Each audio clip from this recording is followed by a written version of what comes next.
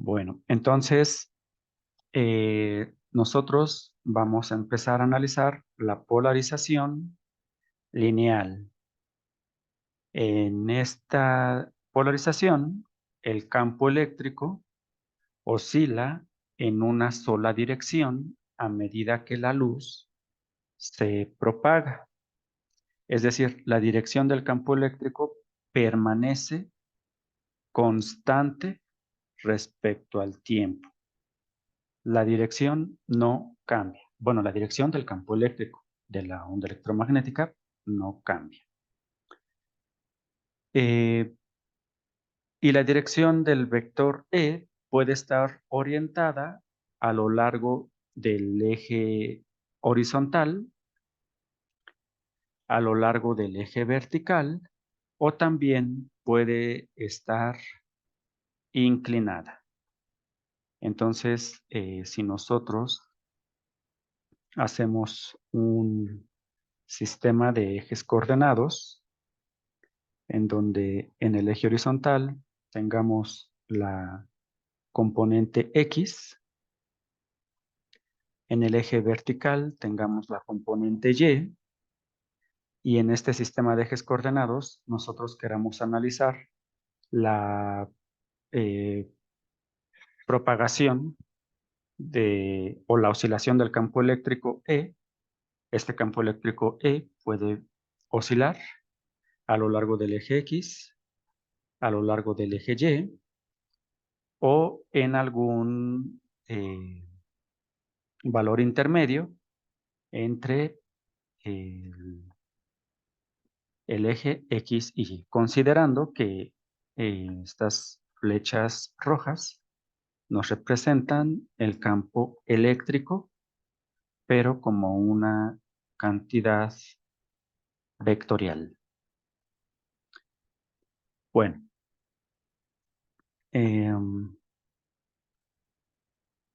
también nosotros vamos a tener la polarización circular. En esta, el campo eléctrico E oscila en un patrón circular respecto al eje de propagación. Esto significa que el campo eléctrico gira formando un círculo completo y perfecto en la medida en que la luz avanza. En este caso, la polarización del campo eléctrico puede ser eh, concebida su dirección como una dirección en sentido horario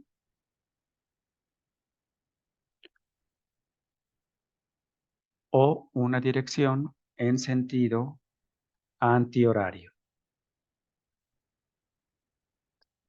Entonces, en esta polarización circular, pues el campo eléctrico se va a generar, pero pues formando un círculo completo y perfecto.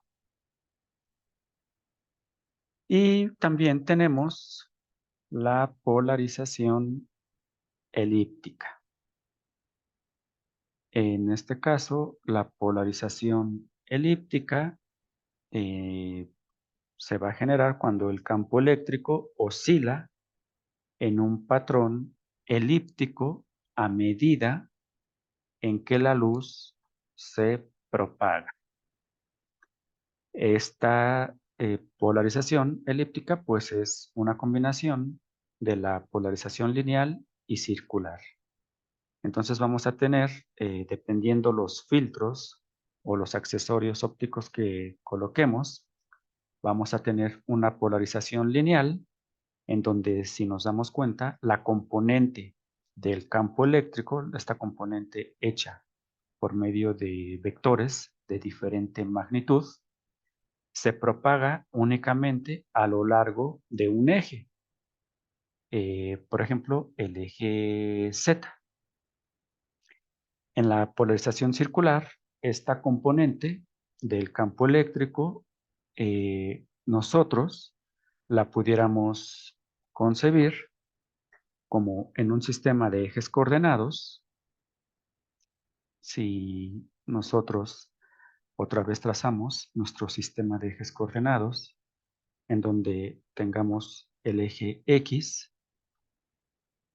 y el eje Y, un vector que represente el campo eléctrico E. Entonces, este vector, pues, estaría propagándose a lo largo de este sistema de ejes coordenados, pero quizás a un ángulo de 45 grados, de tal forma que cuando proyectemos la componente a lo largo del eje X y la componente a lo largo del eje Y, nosotros vamos a tener que este vector va a tener dos componentes a lo largo del eje X y Y, pero aproximadamente con la misma magnitud. Entonces vamos a tener aquí la componente X y la componente Y. De tal forma que, bueno, pues vamos a tener dos componentes de este campo eléctrico y pues esto nos daría como resultado una propagación circular. Y finalmente la elíptica, en donde en esta elíptica nosotros podemos concebirla como un vector, pero que las componentes horizontal y vertical, pues ya no van a estar uniformes, por así decirlo. Entonces, a lo mejor en el eje X vamos a tener una componente menor.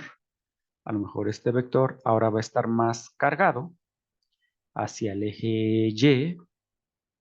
Y bueno, pues si nosotros proyectamos la componente de este vector resultante sobre el eje X, pues nosotros veríamos que la componente X es menor que la componente Y. O sea, la componente Y de este vector es más larga que la componente X.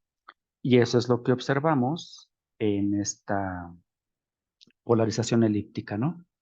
Que al momento de descomponer este vector, pues vamos a tener un eje mayor y un eje menor, lo que generaría una forma elíptica de la componente eléctrica de la onda electromagnética. Como mencionamos, pues hay filtros para generar estos efectos y para que el campo eléctrico de la luz vaya oscilando de una forma u otra. En estos efectos de polarización y sus tipos, pues son importantes porque tienen muchas aplicaciones.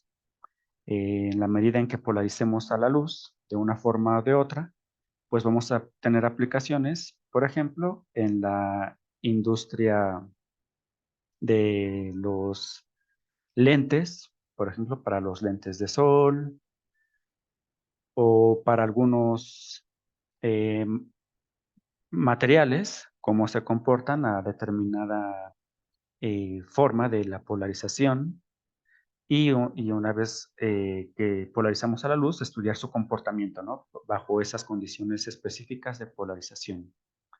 Y otras aplicaciones, ¿no? Que también se pueden tener. Entonces, bueno, pues la polarización de la luz tiene muchas aplicaciones tecnológicas. Son muy amplias y por eso en el diseño de dispositivos fotónicos, ópticos y demás, pues es importante estudiar estos tipos de polarización.